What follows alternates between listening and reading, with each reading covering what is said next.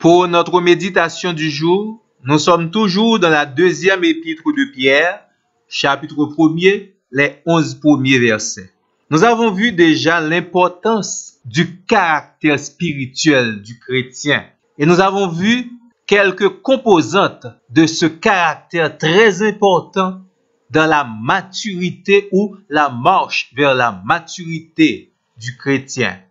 Le scénario accepté était défini ainsi.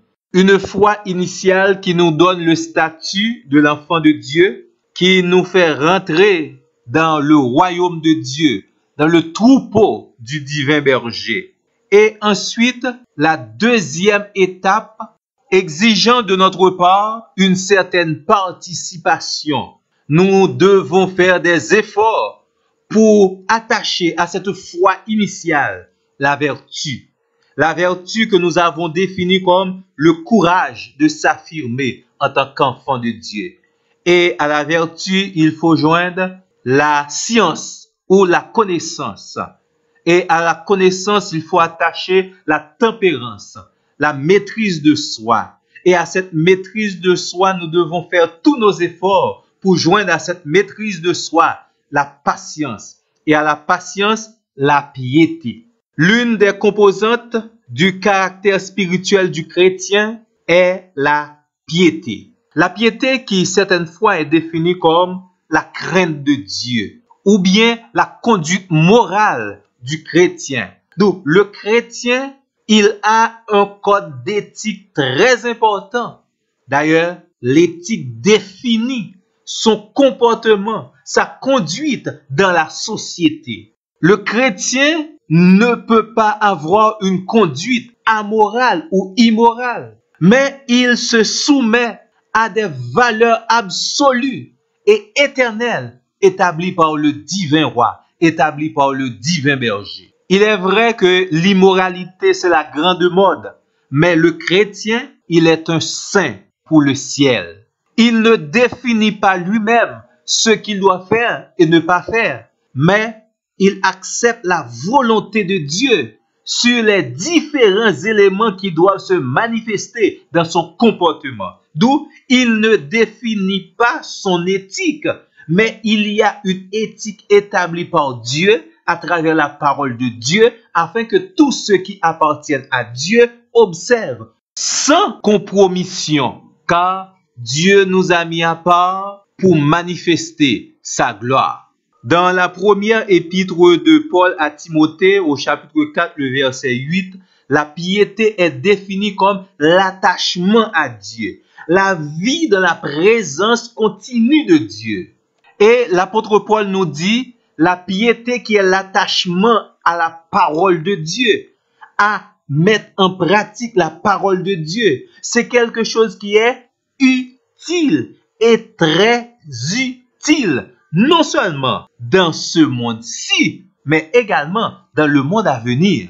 Parce que l'attachement à Dieu nous donne l'assurance, ici-bas, nous sommes déjà agréables à Dieu. Et au retour de Jésus-Christ, nous serons automatiquement transformés et enlevés, aller dans les noces de la nuit. Maintenant, vous comprenez pourquoi l'apôtre Pierre insiste auprès de nous afin que nous déployons les efforts nécessaires pour joindre à notre foi initiale en Dieu la piété, la crainte de Dieu, la conduite morale et agréable à Dieu, l'attachement à la parole et à la personne de Dieu.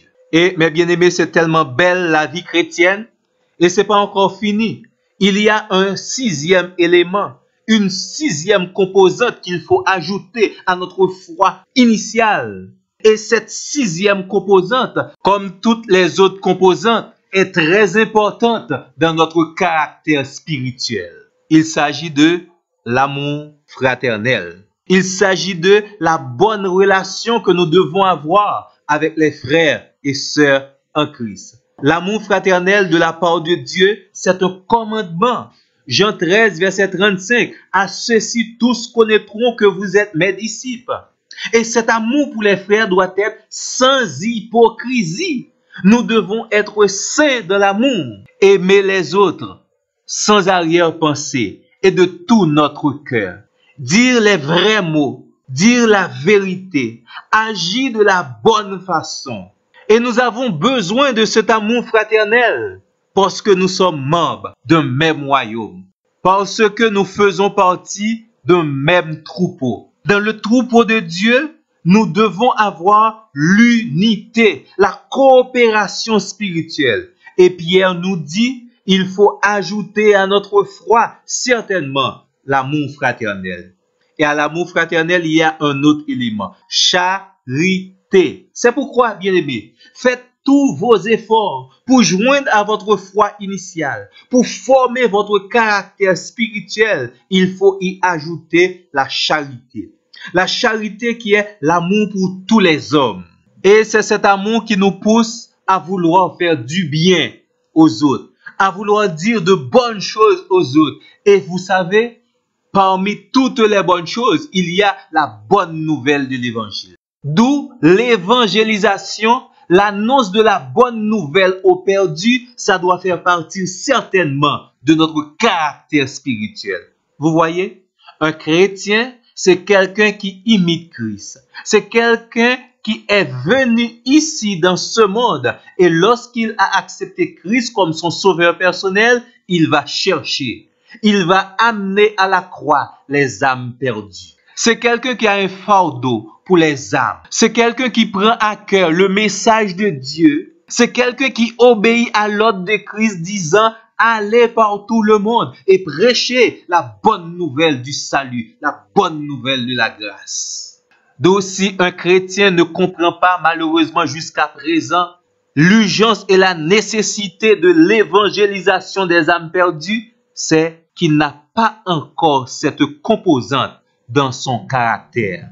L'évangélisation, c'est non seulement un ordre de la part de Dieu, mais c'est également une composante du caractère du chrétien. Et n'oubliez pas, on ne peut pas vivre en dehors de son caractère. Est-ce que vous allez partir les mains vides sans une âme pour le ciel, sans avoir prêché la bonne nouvelle aux multitudes, sans avoir dit aux autres que Jésus-Christ est mort pour leur salut? Non. Pourquoi? Parce que vous avez dans votre caractère cette composante qui est l'évangélisation.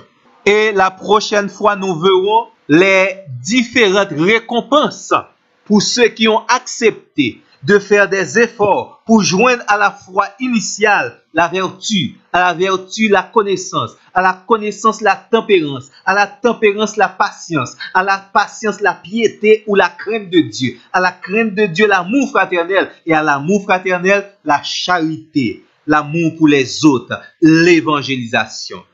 Que le Seigneur vous bénisse. Bonne méditation.